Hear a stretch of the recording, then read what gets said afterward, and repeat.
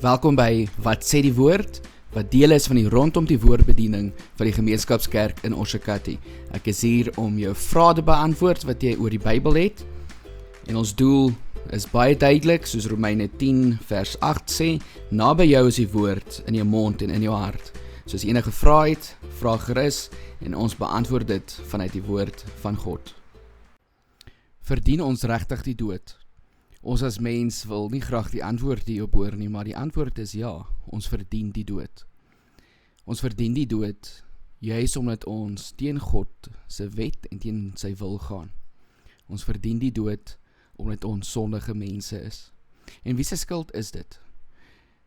Dit is ons eie skuld. Dit is nie die Here se skuld nie.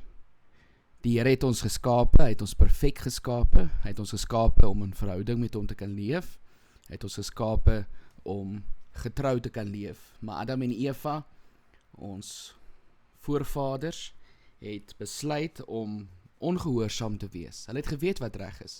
Die Here het vir hulle die vermoë gegee om te weet wat reg en verkeerd is. En nog steeds het hulle gekies om liewers na Satan te luister en nie gehoorsaam te wees aan God se woord nie. En so het die sonde in hierdie wêreld ingekom. En daardie oomblik, toe die sonde in die wêreld ingekom het, het dit beteken dat ons almal die dood verdien. Dit is deel van ons erfsonde. Ons erf ook die gevolge van ons sonde by Adam en Eva. Maar dit beteken nie ons kan vir Adam en Eva die skuld vir alles gee nie. Ons doen daagliks sonde. Ons is daagliks ongehoorsaam aan die Here. En die Here het gesê dat die dood is die uitwerking op ons sonde. So ja, ons verdien die dood. Daar's niemand wat goed is nie. Romeine 3 vers 10 en verder sê, daar's nie een wat regverdig is nie, selfs nie een nie. Daar's nie een wat verstandig is nie. Daar's nie een wat aan die wil van God vra nie. Almal het afgedwaal, almal het ontaard. Daar's nie een wat goed doen nie, selfs nie een nie. Nie een nie. Daar's nie een persoon wat kan sê, my lewe is reg, ek verdien die ewige lewe nie. En dit is wat so pragtig is aan genade.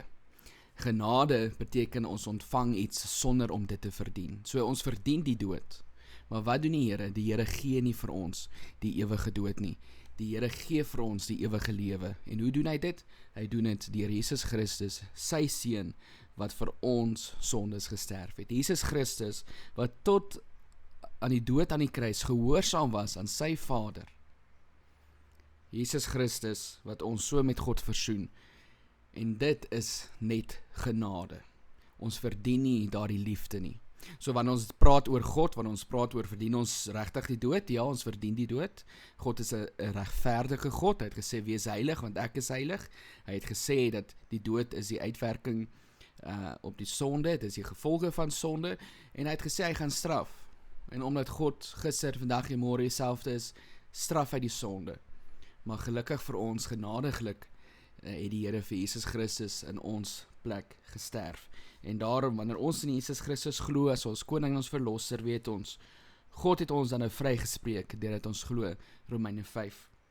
Daarom is dan nou vrede tussen ons en God deur ons Here Jesus Christus. Deur hom het ons in die geloof ook die vrye toegang verkry tot hierdie genade waaraan ons nou vas staan. So mag jy hierdie week ingaan met die wete, ja, jy self wat hierna luister verdien die dood, jy is 'n sondaar, maar in die geloof kan ons vashou aan Jesus Christus, ons koning en ons verlosser, want hy gee vir ons wat ons nie verdien nie. Hy gee die ewige lewe, en hy gee nie vir ons wat ons verdien nie, met ander woorde, hy gee nie vir ons die ewige dood nie. So ons dank die Here ook daarvoor.